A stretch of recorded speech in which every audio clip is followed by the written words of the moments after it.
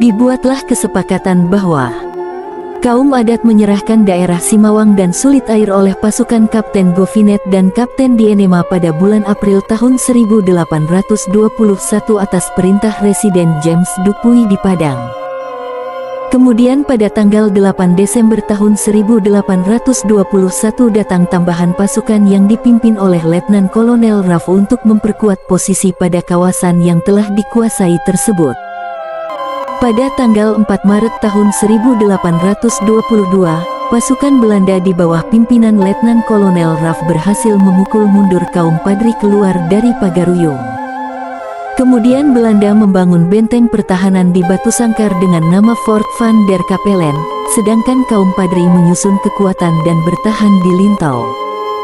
Pada tanggal 10 Juni tahun 1822 pergerakan pasukan Raff di Tanjung Alam dihadang oleh kaum Padri, tetapi pasukan Belanda dapat terus melaju ke Luhak Agam. Pada tanggal 14 Agustus tahun 1822 dalam pertempuran di Baso, Kapten Govinet menderita luka berat kemudian meninggal dunia pada tanggal 5 September tahun 1822. Pada September tahun 1822 pasukan Belanda terpaksa kembali ke Batu Sangkar karena terus tertekan oleh serangan kaum Padri yang dipimpin oleh Tuanku Nan Renceh.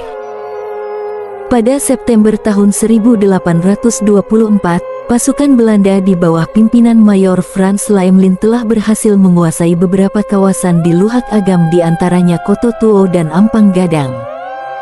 Kemudian mereka juga telah menduduki Biaro dan Kapau, tetapi karena luka-luka yang dideritanya di bulan Desember tahun 1824, Laemlin meninggal dunia di Padang.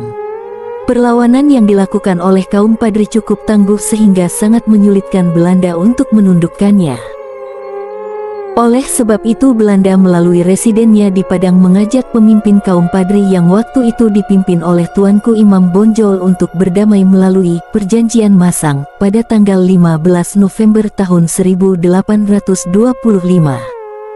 Hal ini dimaklumi karena di saat bersamaan pemerintah Hindia Belanda juga kehabisan dana dalam menghadapi peperangan lain di Eropa dan Jawa seperti Perang Diponegoro.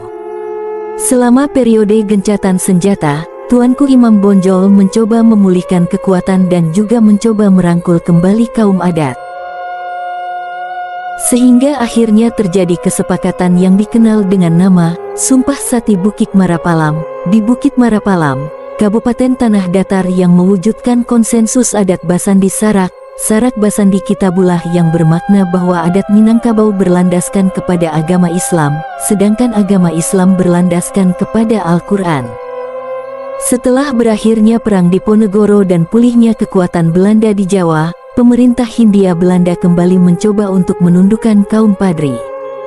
Hal ini sangat didasari oleh keinginan kuat untuk penguasaan penanaman kopi yang sedang meluas di kawasan pedalaman Minangkabau, wilayah Darek. Sampai abad ke-19, komoditas perdagangan kopi merupakan salah satu produk andalan Belanda di Eropa. Christine Dobin menyebutnya lebih kepada perang dagang.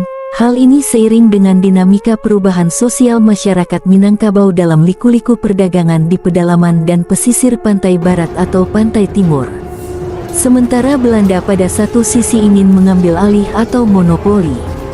Selanjutnya untuk melemahkan kekuatan lawan, Belanda melanggar perjanjian gencatan senjata dengan menyerang Nagari Pandai Sikek yang merupakan salah satu kawasan yang mampu memproduksi mesiu dan senjata api.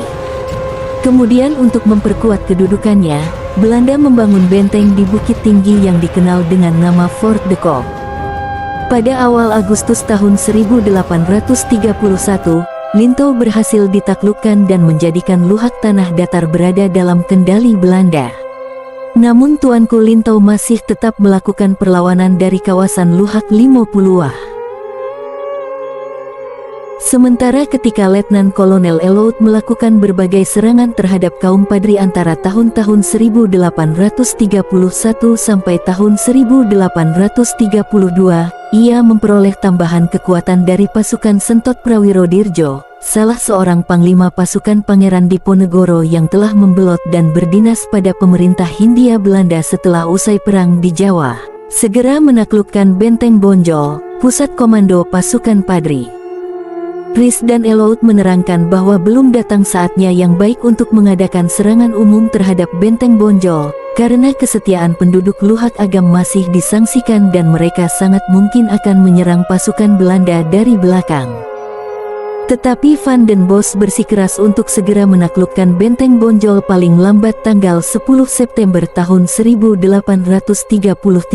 Kemudian Kolonel Rhys dan Elout meminta opsi kedua, dengan menyerang selama 6 hari sehingga jatuhnya Bonjol diharapkan pada tanggal 16 September tahun 1833. Namun, taktik serangan gerilya yang diterapkan kaum Padri berhasil memperlambat gerak serangan Belanda ke Benteng Bonjol.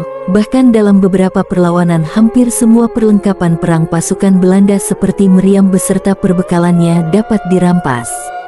Pasukan Belanda hanya dapat membawa senjata dan pakaian yang melekat di tangan dan badannya.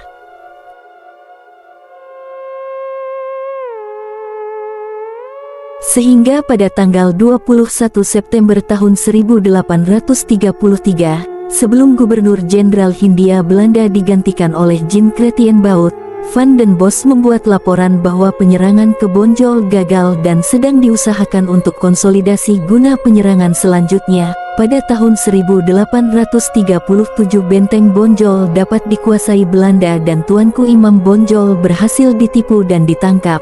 Tetapi peperangan ini masih berlanjut sampai akhirnya benteng terakhir kaum Padri, di Dalu-Dalu Rokan Hulu, yang waktu itu telah dipimpin oleh Tuanku Tambusai jatuh pada tanggal 28 Desember tahun 1838.